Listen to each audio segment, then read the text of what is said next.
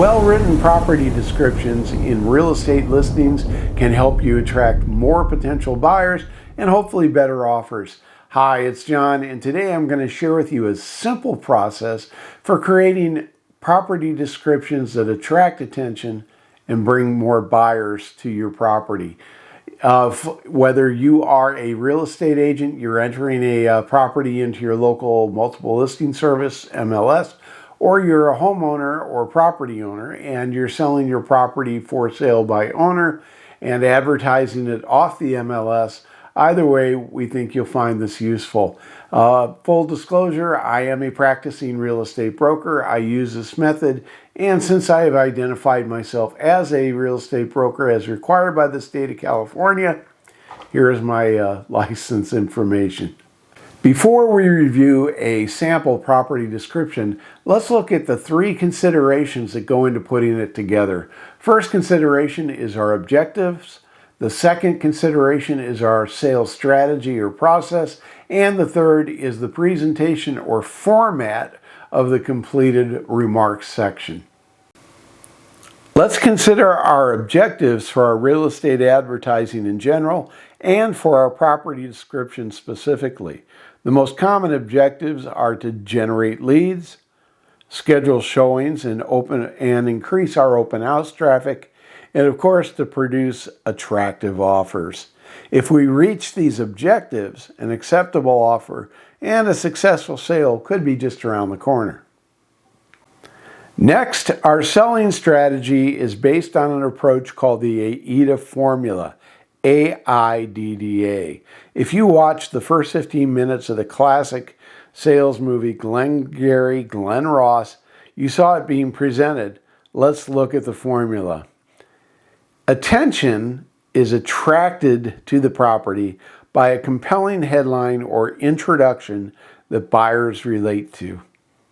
Interest is created when buyers connect a property's features with their list of wants and needs in a new home or other type of real estate, whatever you're selling. Desire is achieved when buyers develop a preference for our property based on what they've read, and now they want to know more. Decision is a second D in the AIDA formula that's not always included in the formula by some sales organizations. You may see it just AIDA. But I like this D because it is an important step toward getting the buyer to remain engaged. Decision, the second D, represents a conscious commitment in the buyer's mind to take action. They may have desire, but if they don't commit to taking action, they may fall out. And finally, A is action, which is execution of a specific step in the buying process, such as viewing the property, requesting the seller's disclosure package, or submitting buying questions. And buying questions are questions that lead us to believe that the buyer is moving towards submitting an offer. The space between decision and action is where many buyers fall out for a variety of reasons. Therefore, our call to action needs to be effective. With our objectives and strategy in mind, let's create a property description to use in our listing. MLS systems contain two sections where property information can be entered as full sentence text. One is usually labeled remarks or public remarks, and the other is labeled private remarks or something similar. Private remarks are seen only by agents and brokers. They are not passed on to public-facing websites like Realtor.com or Zillow. They're only seen by agents and brokers who have password-protected access. So we're not going to review the private remarks content. We're talking specifically today about public remarks. We'll begin our public remarks with a catchy headline, which is not a section included in most MLS systems, so we'll use it if we're promoting our listing on a website other than the MLS, or we might use it in flyers. However, we can also use that headline in our MLS remarks, perhaps as the first sentence in the remarks. But remember, as we put it in there, there's two things to keep in mind. One is do not capitalize the entire first sentence. Just like in social media or any other online communications, all caps is shouting, and it actually drives away some readers.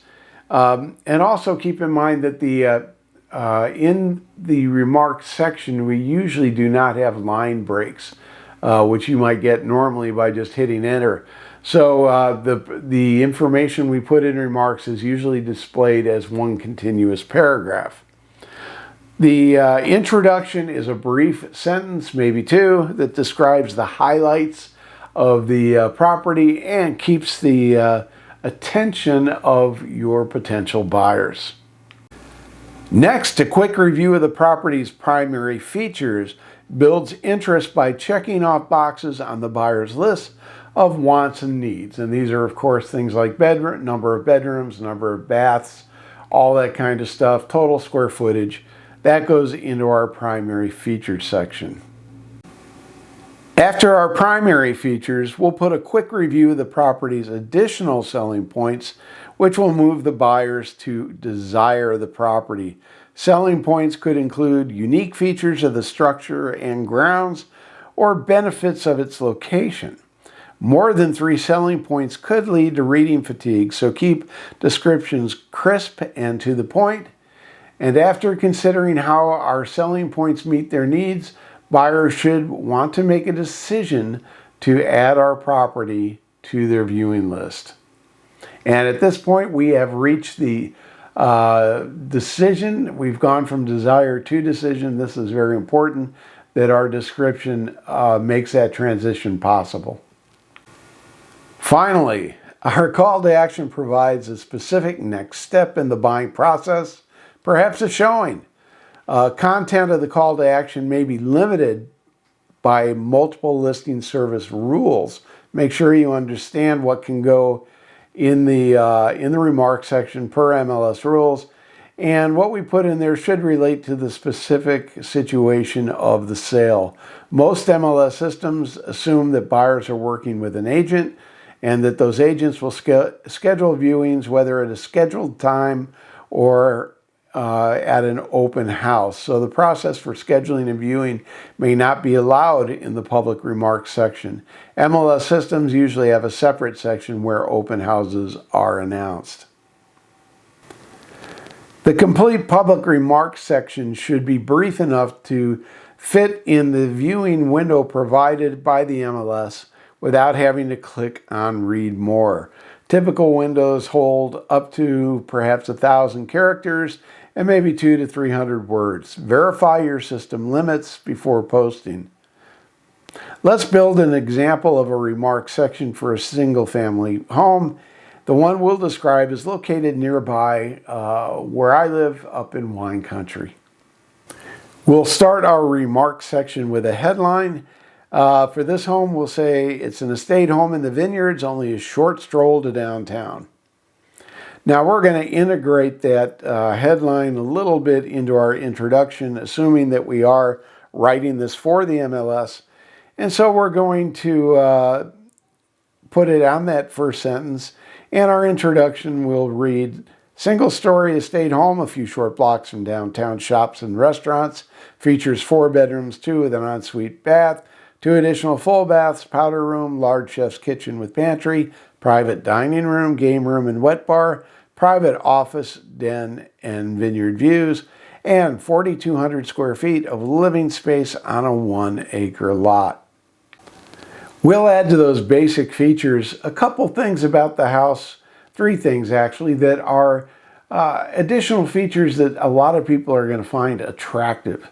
So our additional features: take a cool dip in the kidney-shaped pool with adjoining spa, enjoy a quick rinse under the outdoor shower, and sip wine in the beautifully manicured flower and shrub garden. Garage has 3 parking spaces each with separate EV charging. Gated driveway entrance is on a quiet street with vineyards adjacent on 2 sides.